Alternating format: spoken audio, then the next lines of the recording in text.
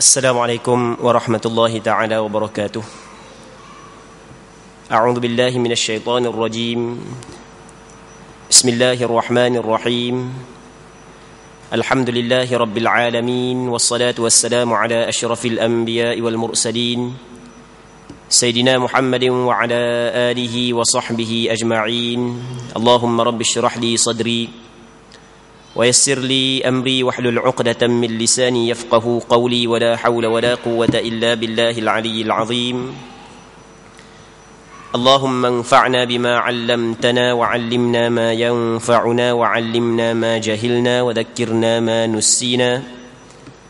اللهم يسر ولا تعسر رب تمم بالخير. اللهم افتح علينا فتوح العارفين وفقنا توفيق الصالحين. اللهم لا سهل إلا ما جعلته سهلا وأنت تجعل الحزن إذا شئت سهلا. اللهم اجعلنا من السعداء المقبولين ولا تجعلنا من الأشقياء المردودين. اللهم صل وسلم وبارك على سيدنا محمد وعلى آله وصحبه أجمعين والحمد لله رب العالمين. InsyaAllah kita sambung balik pengajian kitab Bulughul Maram berkenaan dengan hadis-hadis yang berkait dengan hukum hakam yang disusung oleh Al-Hafidh Al-Imam Ahmad bin Ali bin Muhammad yang dikenali sebagai Imam Ibnu Hajar Al-Asqalani, lahir pada tahun 773 Hijrah, wafat pada tahun 852 Hijrah, rahimahullahu subhanahu wa ta'ala. Wa nafa'ana Allahu bi'ulumihi fid darain amin. Kita sekarang ni masih lagi di dalam bab nawaqidil wudu, bab perkara-perkara yang membatalkan wudu. Hadis yang ke-9 katanya, wa an Jabir bin Samurah radhiyallahu anhu anna rajulan sa'ala an-nabiy sallallahu alaihi wasallam أتوضأ من لحوم الإبل قال إن شئت قال أتوضأ من لحوم الإبل katanya أتوضأ من لحوم الغنم قال إن شئت قال أتوضأ من لحوم الإبل قال نعم أخرجه مسلم. Maksud hadis daripada seorang sahabat Nabi sallallahu alaihi wasallam yang dikenali sebagai Jabir bin Samurah radhiyallahu anhu, bahawasanya ada seorang lelaki telah bertanya kepada Nabi sallallahu alaihi wasallam, adakah aku mesti berwuduk kerana memakan daging kambing? Sabda baginda sallallahu alaihi wasallam, jika kamu mahu. Ia bertanya lagi, adakah aku mesti berwuduk kerana memakan daging unta? Sabda baginda sallallahu alaihi wasallam, ya. Dikeluarkan oleh Imam Muslim. Muslimin muslimat yang dirahmati oleh Allah Subhanahu wa taala. Dalam hadis ini dikeluarkan oleh Imam Muslim dalam kitab Sahih Muslim daripada seorang sahabat Nabi sallallahu alaihi wasallam, nama dia Jabir bin Samurah. Jabir bin Samurah di antara sahabat muda lah. Bukan sahabat hak yang tua macam Sayyidina Abu Bakar. Dia pun wafat pun lewat juga. Dia mati pada tahun 74 Hijrah. Kira lambat dah dia meninggal dunia. Muslimin muslimat yang dirahmati oleh Allah Subhanahu wa taala. Dalam hadis ni Jabir bin Samurah menceritakan kepada kita bahawasanya ada seorang lelaki. Okey, seorang lelaki ni dak khabar lah nama dia. Dia kalau dalam ilmu hadis, kalau sebut seorang lelaki lagu ni tanpa menentukan nama dia, dipanggil mubham. Tapi tidak menjadi masalah, kerana lelaki ni adalah sahabat Nabi sallallahu alaihi wasallam. Jadi ada seorang lelaki, dia bertanya kepada Rasulullah sallallahu alaihi wasallam. Dia tanya mana? Adakah dia perlu berwuduk dari kerana makan daging kambing? Jadi lepas makan daging kambing tu kena ambil wuduk ke? Rasulullah sallallahu alaihi wasallam khabar ikut mungah. Itu cakap kita. Tapi Rasul tak cakap Melayu, dia cakap Arab. Cuma kita terjemuh, kita kebodoh kan. Ikut umum lah. Maksudnya Rasulullah sallallahu alaihi wasallam tidak mewajibkan kepada dia mengambil wuduk setelah daripada makan daging kambing. Jadi insyikta ni maksudnya adalah kalau nak ambil wuduk pun tak apa, tambah pun tak apa. Tu kembali kepada pilihan dia. Lepas tu ditanya soalan yang kedua, Rasulullah, adakah aku kena ambil wuduk kerana makan daging unta? Kata Rasulullah sallallahu alaihi wasallam, ya, mu kena ambil wuduk kerana makan daging unta. Dalam hadis yang lain, dia ada dua hadis. Hadis kedua-duanya sahih. Hadis yang selagi diriwayat daripada Bara', seorang sahabat Rasulullah, yang mana ketika mana ada orang tanya Rasulullah sallallahu alaihi wasallam tentang mengambil wuduk kerana makan daging unta, tapi kata Nabi sallallahu alaihi wasallam, tawaddau laha, hendaklah kamu berwuduk kerana memakan daging unta. Muslimin muslimat yang dirahmati oleh Allah Subhanahu wa taala, daripada hadis ni sebahagian daripada ulama berpandangan makan daging unta membatalkan wuduk. Sebahagian daripada ulama berpandangan makan daging unta membatalkan wuduk. Tempat kita tak ada unta. Kita pergi Mekah lah biasanya kan. Sapam Mekah, kita orang hak yang ambil benda sapam Mekah ni, benda mutawif kita, orang hak bawa umrah tu ajak, kita pergi makan nasi mandi kali. Nasi mandi yo. Kita kata molek Lepas tu dia ada belaka nasi mandi kambing, ayam, hak unta pun ada. Kita kata tak biasa makan unta, tapah hak unta lah. Lepas daripada kita makan nasi mandi hak unta sat ni, nasi lauk unta. Mengikut pandangan sebahagian daripada ulama berpandukan kepada hadis ni, dia kena ambil wuduk. Sebab di antara perkara yang membatalkan wuduk adalah makan daging unta. Tu kita kena ingat. Cuma pandangan yang mengatakan batal wuduk kerana makan daging unta bukanlah pandangan majoriti ulama. Hanya pandangan sebahagian daripada ulama. Manakala pandangan majoriti ulama bahawasanya makan daging unta ia tidak membatalkan wuduk. Pandangan mazhab Hanafi, pandangan mazhab Maliki, pandangan mu'tamad dalam mazhab Imam Syafi'i, dan pandangan ni diceritakan daripada Sayyidina Abu Bakar As-Siddiq, Sayyidina Umar, Sayyidina Uthman, Sayyidina Ali dan beberapa sahabat yang lain, bahawasanya daging unta ia tidak membatalkan wuduk. Jadi berlaku khilaf lah dalam masalah ni, berlaku khilaf. Sehingga kan dalam mazhab Imam Syafi'i ada dua pandangan. Pandangan yang difatwa oleh Imam Syafi'i ketika Imam Syafi'i berada di negara Iraq, yang mana pandangan ni dinamakan sebagai kaul qadim bagi Imam Syafi'i, bahawasanya makan daging unta ia membatalkan wuduk. Tapi kaul jadid, apa yang difatwa oleh Imam Syafi'i ketika Imam Syafi'i berada di negara Mesir, bahawasanya ia tidak membatalkan wuduk. Jadi kaul qadim kata batal wuduk, kaul jadid kata tidak batal wuduk. Pandangan yang mu'tamad yang dipegang dalam mazhab Imam Syafi'i, makan daging unta ia tidak membatalkan wuduk. Namun Imam Nawawi, seorang ulama besar dalam mazhab Imam Syafi'i, dalam kitab Majmu', dia lebih cenderung kepada pandangan yang mengatakan batal wuduk, kerana dalil yang kata batal wuduk adalah dalil daripada hadis yang sahih. Jadi cukuplah sekadar tu, tak payah cerita panjang-panjang kan. Jadi pendek kata, kita ambil kesimpulan bahawasanya makan daging unta, ulama berselisih kepada dua pandangan. Pandangan sebahagian daripada ulama iaitu pandangan daripada mazhab Hanbali. Mazhab Hanbali pun ada khilaf dalam masalah ni.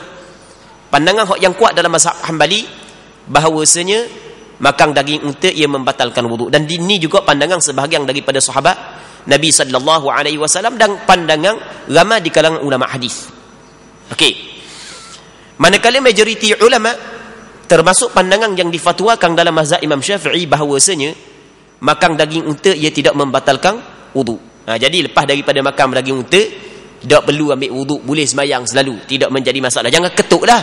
Ketuk batal. Lepas makan daging unta ketuk tak ambil semayang. Batal bukan kerana makan daging unta, kerana ketuk. Jadi kena ambil semayang jugalah. Manakah sandaran majoriti ulama bahawasanya makan daging unta tidak membatalkan wuduk? sandarangnya adalah hadis yang diriwayat daripada Sayyidina Jabir yang dikeluarkan oleh Imam Abu Daud dan beberapa orang ulama hadis yang lain, yang mana kata Sayyidina Jabir bin Abdullah radhiyallahu taala anhuma, kana akhir al-amrayn min Rasulillah sallallahu alaihi wasallam tarkul wudu mimma ghayyaratin nar. Kata dia, adalah hak yang akhir daripada dua perkara yang datang daripada Rasulullah adalah tidak mengambil wudu dari apa hak yang diubahkan oleh api. Maksudnya kalau benda tu hak yang dimasak, lepas tu kalau kita makan, akhir dua perkara daripada Rasulullah adalah tidak mengambil wudu. Jadi sebahagian daripada ulama berpandangan bahawasanya hadis hak yang kata batal wudu, sebenarnya hadis ni dinasahkan hukum. Jadi sebelum ni memanglah hukum dia benda kena ambil air sembahyang. Tapi hak akhir sekali Rasulullah sallallahu alaihi wasallam tidak ambil air sembahyang. Okey, ni pandangan sebahagian daripada ulama. Muslimin muslimat yang dirahmati oleh Allah Subhanahu wa taala. Sebenarnya kita kena tahu bahawasanya khilaf di kalangan ulama mazhab, sebenarnya kebanyakannya khilaf tersebut berlaku di kalangan sahabat. Sebenarnya khilaf tersebut berlaku di kalangan sahabat, yang mana sebahagian daripada sahabat sendiri berselisih pandangan, adakah makan daging unta membatal wudu ataupun tidak. Ulama sahabat sendiri berselisih pandangan. Sahabat yang hidup dengan Rasulullah selepas daripada kewafatan Rasulullah, sahabat ni ngajar, sahabat ni ngajar. Ada sahabat yang ngajar bahawasanya tak perlu ambil wudu, ada sahabat ngajar bahawasanya perlu kena ambil wudu. Jadi di kalangan sahabat juga berlaku perselisihan pandangan. Masing-masing ada sandaran. Masing-masing ada sandaran. Allah Rabbi. Cuma walau bagaimanapun, walaupun pandangan yang difatwa yang mu'tamad dalam mazhab Imam Syafi'i tidak membatalkan wudu, namun hak yang paling baik selepas daripada kita makan daging unta adalah kita mengambil wudu. Hak tu hak yang paling baik. Kerana di sana ada kaedah di dalam fiqh menyebut bahawasanya al-khuruju minal khilafi mustahab. Keluar daripada khilaf, hukum dia adalah digalakkan. Jadi lepas daripada kita makan daging unta, kita ambil wudu, maka sepakat ulama mengatakan sembahyang kita sah. Tapi kalau kita tak ambil wudu, masih lagi ada sebahagian daripada ulama mempertikaikan kesahihan sembahyang kita kerana tak ada wudu. Okey, ada sebahagian daripada ulama. Namun kalau kita tidak mengambil wudu, tidak menjadi masalah kerana ramai ulama yang mengatakan tidak membatalkan wudu. Muslimin muslimat yang dirahmati oleh Allah Subhanahu wa taala. Seterusnya katanya, wa an Abi Hurairah, hadis yang ke-10. Wa an Abi Hurairah radhiyallahu anhu qala qala an-nabiy sallallahu alaihi wasallam, man ghassala maitan falyaghtasil. Dia baris tu salah, bukan falyaghhtasilu. Ni salah Allahu Rabbi. Padahal ni adalah cetakan daripada Jabatan Kemajuan Islam Malaysia dah. Tapi kadang-kadang terjemahan pun bermasalah. Baris pun benda kadang-kadang bermasalah. Tak tahulah lagu mana jadi lagu ni. Tak apalah. Anggaplah messing hak yang cetak tu, hak yang tersilap. Jadi sebenarnya kalau orang belajar bahasa Arab, mana baca falyaghhtasilu. Lam tu dipanggil lamul amri. Lamul amri ni di antara amil jazam. Apabila dimasuk di atas fa'il mudhari' yang tidak berhubung dengan alif dhamir tathniyah wa dhamir jamak ya dhamir muannas mukhatabah, tidak berhubung dengan nun taukid dan nun niswah, tidak dan fa'il mudhari' saat itu bukanlah akhirnya huruf illah, maka alamat jazam dia adalah sukun. Kena kata falyaghtasil. Dibaca falyaghhtasilu ikut dang lagu ni.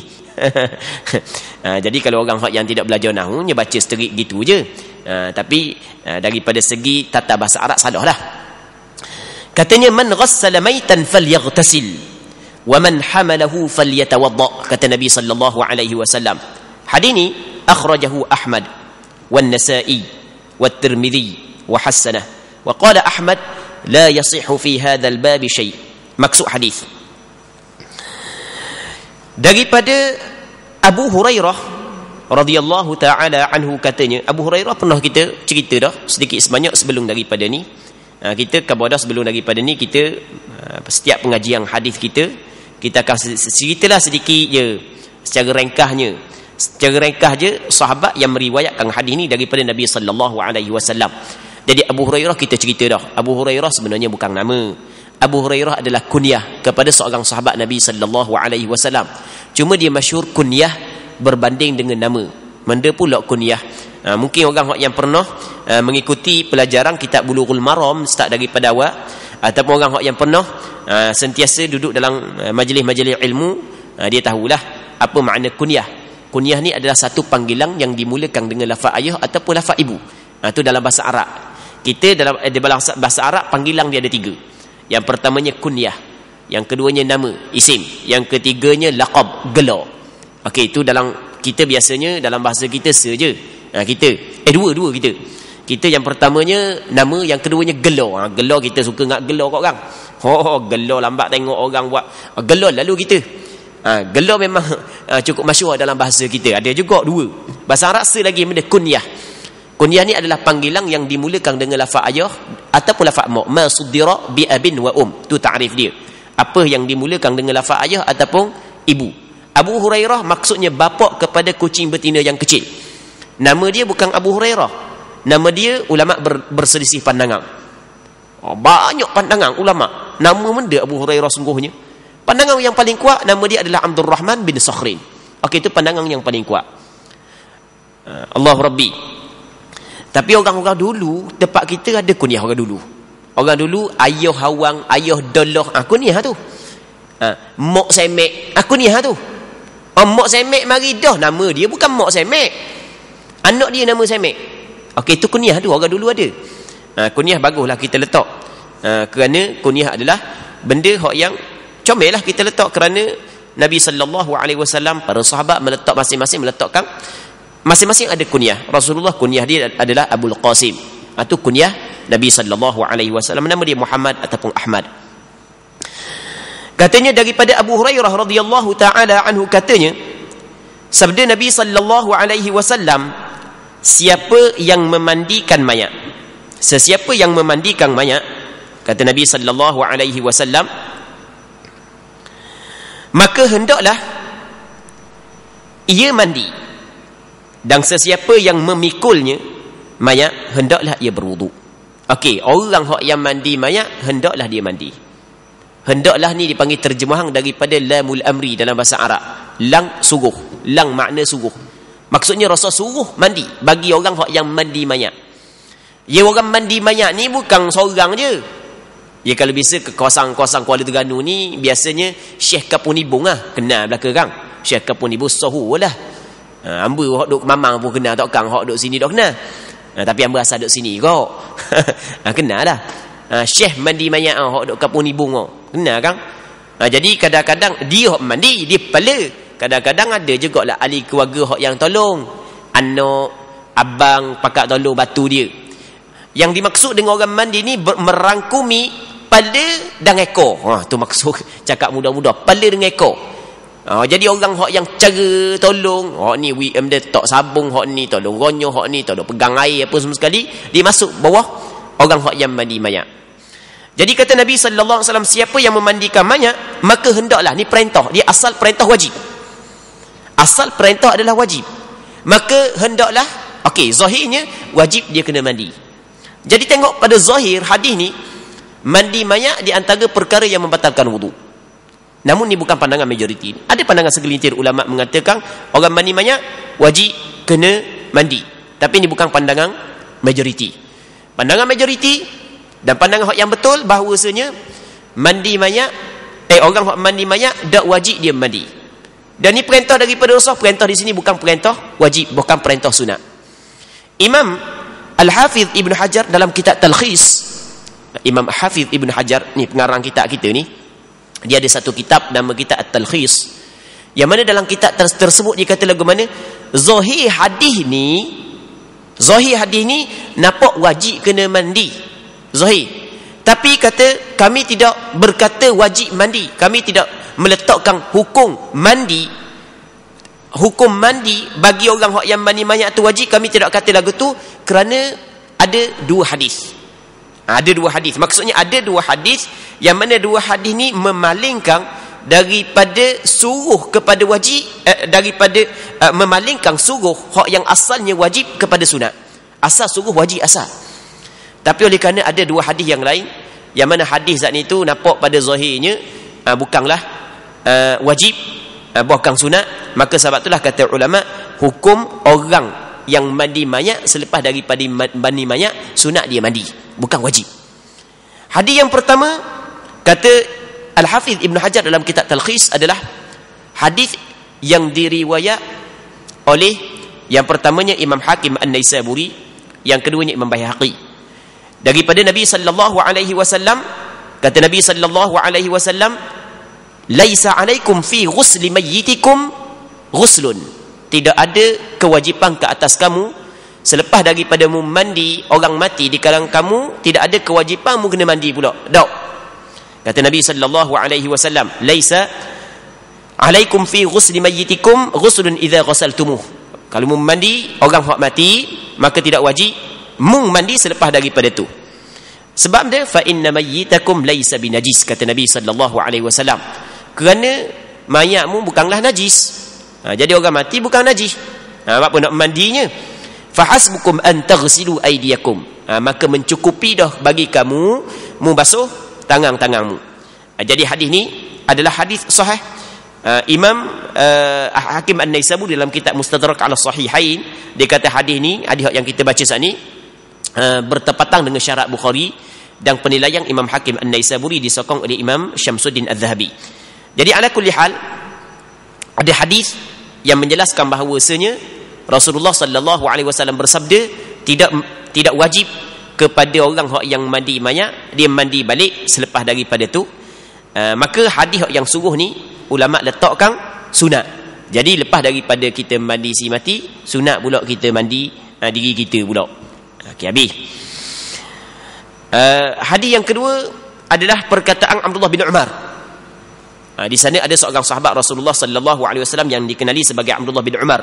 Dalam hadis yang diriwayat oleh Imam Ad-Daruqutni, diriwayat oleh Imam Khatib Al-Baghdadi dalam kitab tarikh dia, yang mana kata Abdullah bin Umar, kunna nughassilu mayyitan, dulu di zaman Rasulullah kami sentiasa mandi orang mati. Lepas daripada kami mandi orang mati, faminna man yaghtasil wa minna man yaghtasil wa minna man la yaghtasil. Selepas daripada kami mandi orang mati, ada di kalangan kami dia mandi pula, ada di kalangan kami dia tak mandi dah. Jadi dengan hadis-hadis tersebut, perintah mandi selepas daripada mandi orang mati ni, kata ulama, hukum dia sunat, bukan wajib. Dan ni adalah pandangan majoriti ulama, dan pandangan ni adalah pandangan yang disepakati dalam mazhab Imam Syafi'i. Jadi lepas daripada kita mandi orang mati, maka sunat kita mandi. Seterusnya kata dia, dan sesiapa yang memikulnya, apa dia yang memikul, hak bawa, asal pikul ni bawa si mati, hendaklah ia berwudu. Kalau orang tu bawa si mati, hendaklah dia berwudu. Hendaklah ni suruh wajib asal. Namun kata ulama, suruh di sini bukanlah suruh wajib, bukan suruh sunat. Jadi lepas kita, kalau kita pikul si mati, sama ada sebelum ataupun selepas daripada pikul sunat, kita berwuduk. Boleh kita berwuduk sebelum daripada kita bawa, dan boleh kita berwuduk selepas daripada kita bawa. Bahkan ulama dalam mazhab Imam Syafi'i, di antaranya yang disebut dalam kitab I'anatul Talibin, bukan setakat bawa, bukan sentuh. Kita sentuh si mati, sunat kita berwuduk selepas daripada kita sentuh. Okey. Jadi ada sebahagian kitab dalam mazhab Imam Syafi'i, dia kata bukan setakat bawa sunat kita berwuduk, bahkan kita sentuh si mati pun sunat juga berwuduk. Kita pergi sentuh orang mati, sunat kita berwuduk. Okey. Hadis ini dikeluarkan oleh Imam Ahmad bin Hanbal,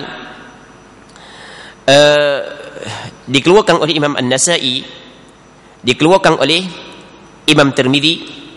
Hadis ini adalah hadis hasan, kata Imam Tirmizi. Imam Tirmizi menilai hadis ini sebagai hadis hasan. Tetapi kata Imam Ahmad bin Hanbal, tidak ada suatu hadis yang sahih di dalam bab ini. Jadi maksudnya hadis yang kita baca saat ni, ulama hadis berselisih pandangan pada menilai hadis tersebut. Ada sebahagian daripada ulama hadis menilai hadis tersebut bukanlah hadis sahih.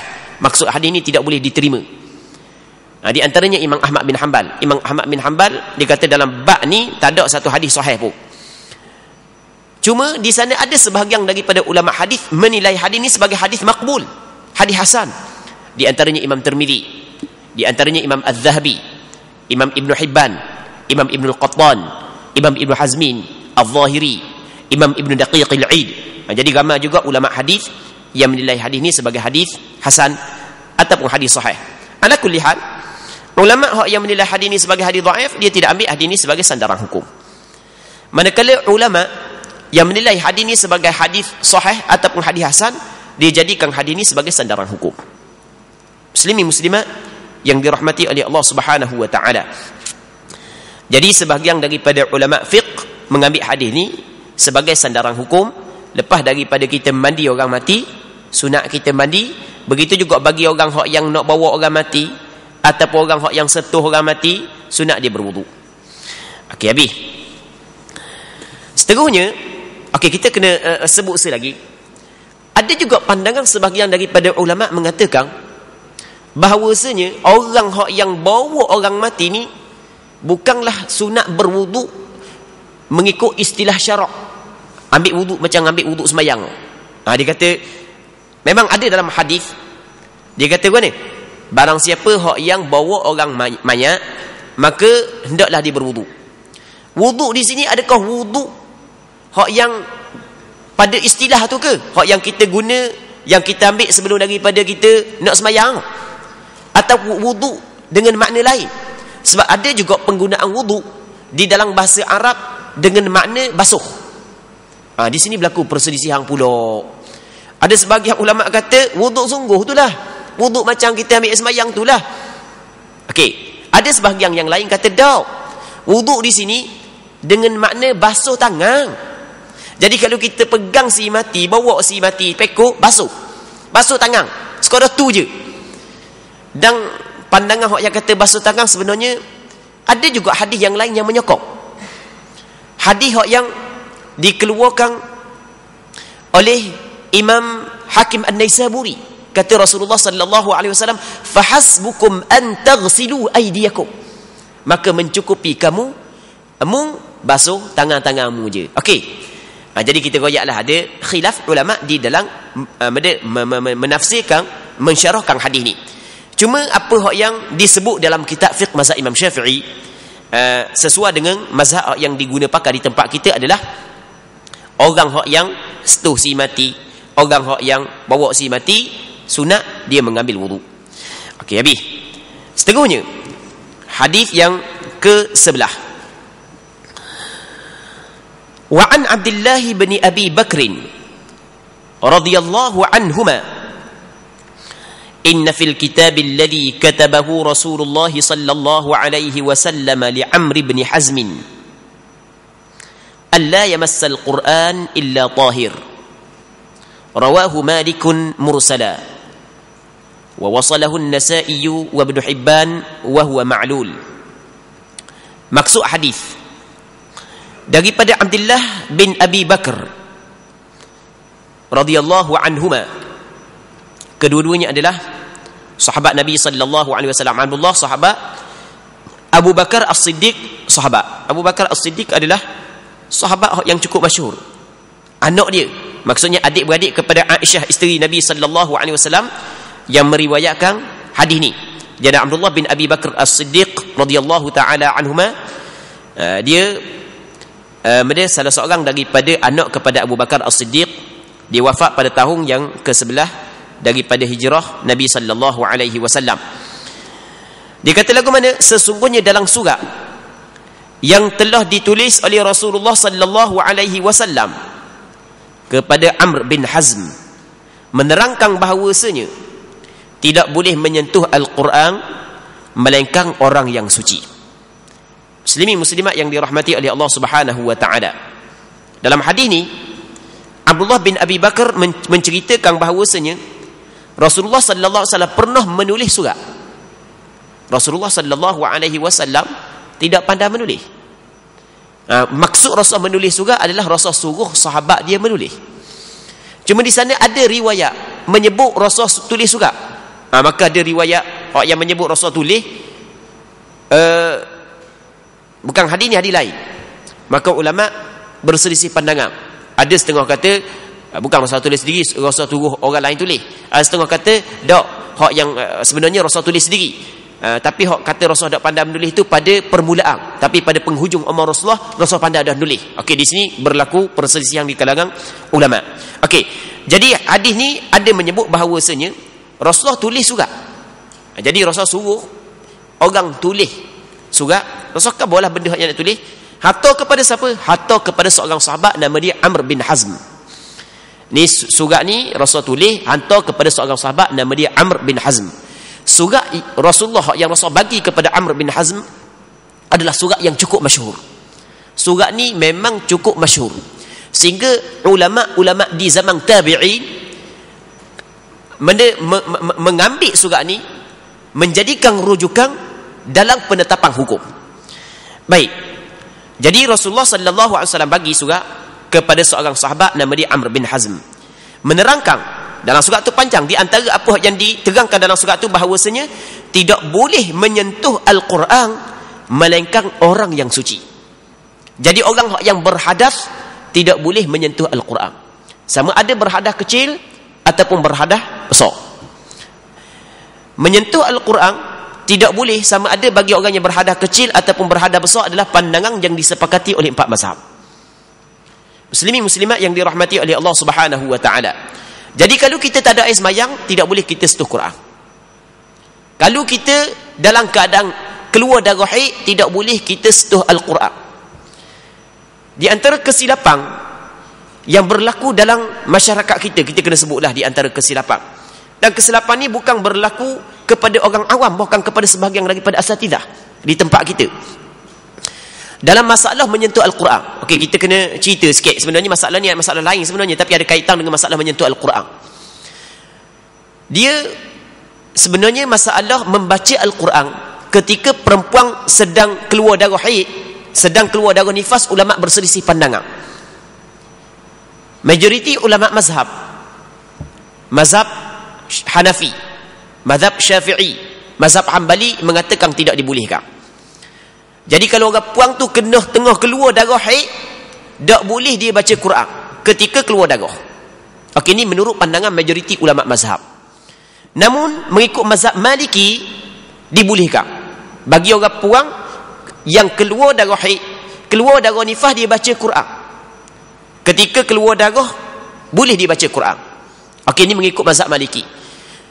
Cuma mazhab Maliki dia meletakkan syarat boleh baca Quran ketika keluar darah, boleh baca Quran ketika istirsalud dam, ketika darah sedang keluar. Manakala darah berhenti, maka tak boleh dah baca Quran melainkan setelah daripada mandi wajib. Okey, itu dalam mazhab Maliki. Kita kena sebut dulu hukum, sebab kita khabar dah hukum. Lepas tu nanti kita nak khabar mana kesilapan yang berlaku dalam masyarakat kita yang terjadi kepada sebahagian daripada para asatidah. Ulama berselisih pandangan di dalam menetapkan hukum perempuan yang keluar darah haid dan nifas boleh tak nak baca Quran. Sebahagian daripada ulama kata tak boleh. Ni pandangan majoriti ulama. Tak boleh orang puang datang haid, datang nifas baca Quran, sama ada dia tu orang ngajar orang ke ataupun dia hafiz Quran ke, hafizah ke, tak boleh. Kalau mung hafizah, kalau mu nak ulang, nak murajaah, benda yang mengapa murajaah dalam hati saja. Okey, ni menurut pandangan majoriti ulama. Namun ada pandangan ulama muktabar, iaitu mazhab Maliki, mengatakan orang yang keluar darah haid, orang yang keluar darah nifas boleh baca Quran, tak ada masalah, boleh. Cuma kena ingat dalam mazhab Maliki dia meletakkan syarat boleh baca Quran indar ataupun ketika istirsalid dam, ketika darah sedang keluar. Manakala kalau darah telah berhenti, dalam mazhab Maliki pun tidak boleh juga baca Quran melainkan setelah daripada mandi wajib. Kalau darah berhenti, tak boleh dah baca Quran, kena mandi wajib dulu baru boleh baca Quran. Okey, sekarang ni yang berlaku khilaf boleh ataupun tidak adalah baca. Jadi bagi orang puang, dia boleh mengambil pandangan mazhab Maliki dalam masalah ni, nak baca Quran ketika datang haid boleh, tak ada masalah sebab pandangan ulama muktabar. Tapi sebaik-baiknya dia elok, kerana masalah ni masalah khilaf, keluar daripada khilaf digalakkan. Tapi kalau nak ambil pandangan mazhab Maliki tidak menjadi masalah. Tapi kena ingat, hak yang berlaku khilaf baca saja, manakala sentuh tak ada khilaf di kalangan 4 mazhab mengatakan tidak boleh. Jadi dia kata tak apa baca Quran ketika haid sebab kita ambil mazhab Maliki, tapi dia biarkan pelajar-pelajar dia pegang Quran. Sedangkan dalam mazhab Maliki tidak juga mengizinkan orang yang keluar darah haid pegang Quran. Okey, kena ingat. Masalah pegang berbeza dengan masalah baca. Hak yang berlaku khilaf masalah baca. Ada pun masalah pegang Quran, menyentuh Quran bagi perempuan yang haid, sepakat ulama 4 mazhab. Kita rakyat 4 mazhab. Jangan kata ada lagi pandangan ulama yang lain daripada 4 mazhab. Memang ada. Kalau kita nak cari hak yang ada belaka masalah. Kalau kita nak cari. Allahu Rabbi. Ni kita rakyat pandangan 4 mazhab. Pandangan mazhab Maliki, Hanafi, Syafi'i dan Hanbali. Baik. Bahawasanya sepakat ulama 4 mazhab mengatakan tidak boleh bagi perempuan yang haid pegang Quran. Okey, itu benda yang perlu kita kena faham dalam masalah ni. Jadi kalau kita nak baca Quran, sebaik-baiknya janganlah. Sebab di sana majoriti ulama kata tak boleh bagi orang puan yang datang haid, datang nifas. Cuma kalau nak baca juga, oleh kerana ada pandangan ulama muktabar mengatakan boleh, ikutlah pandangan tersebut. Cakap kita taklid, ikutlah pandangan tu. Cuma kena ingat, masa kita nak baca, orang puang lah. Orang lelaki tak ada tubik haid. Cuma kita kata ni untuk orang puang. Bukan kita mana ada haid kita. Untuk orang puang Jadi orang puang, dia jangan sentuh Quran ketika dia datang haid. Sebab sepakat ulama mengatakan, sepakat 4 mazhab mengatakan tidak boleh menyentuh Quran bagi perempuan yang datang haid. Okey. Jadi kalau sebut kata suci daripada hadas kecil dan suci daripada hadas besar. Jadi orang tu kalau tak ada wudu ataupun dia berjunub, belum lagi mandi wajib, ataupun dia sedang keluar darah haid, sedang keluar darah nifas, tidak boleh dia pegang Quran. Hadis dalilnya hadis dalam surah yang Rasul hantar kepada Amr bin Hazm bahawasanya tidak boleh menyentuh Quran melainkan orang yang suci. Hadis ini diriwayat oleh Imam Malik dengan cara mursal. Maksud mursal di sini hadis ni terputus sanad. Allahu Rabbi. Apa perbahasan sanad kita tak bahas lah. Sebab untuk orang awam ni untuk makan le je. Duk bahas sanad pula pening gitu je. Lama kan dok jumpa tangga masjid nak tubik kan. Jadi perbahasan panjang. Cuma oleh kerana disebut kita kena kabarlah benda sikit-sikit.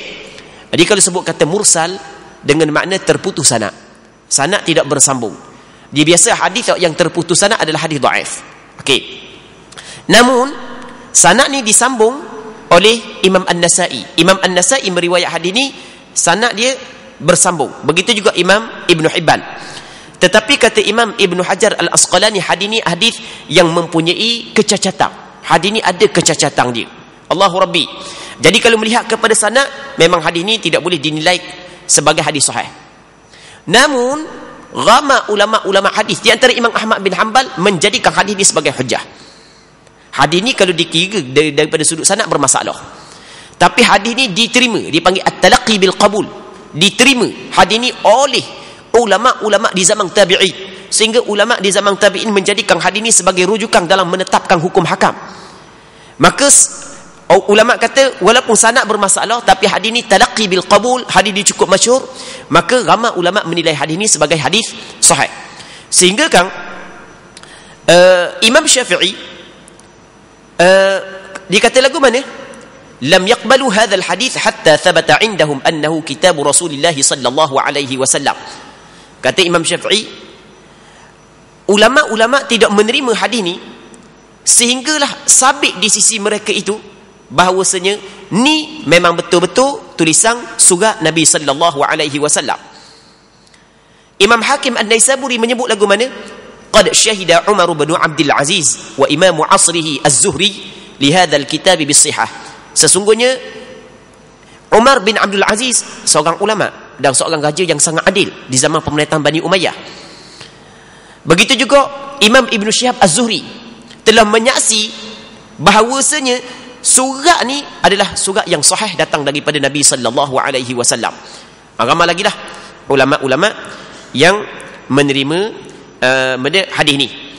Okey, walaupun daripada sudut sanad bermasalah tapi ramai ulama menerima sehingga kan Imam Ahmad bin Hanbal imam kepada ulama-ulama hadis menjadikan hadis ni sebagai sandaran hukum, sebagai hujjah. Baik. Kita rasa situ dulu pertemuan kita pada malam ni. InsyaAllah kita berdoa kepada Allah Subhanahu Wa Taala agar apa yang kita bincang pada malam ni sama-sama dapat mengambil manfaat. Wallahu subhanahu wa ta'ala a'la wa a'lam. اللهم حققنا باتباع نبيك محمد صلى الله عليه وسلم ظاهرا وباطنا. اللهم اجعلنا ممن يستمعون القول فيتبعون أحسنه. وصل اللهم وسلم وبارك على سيدنا محمد وعلى آله وصحبه أجمعين والحمد لله رب العالمين.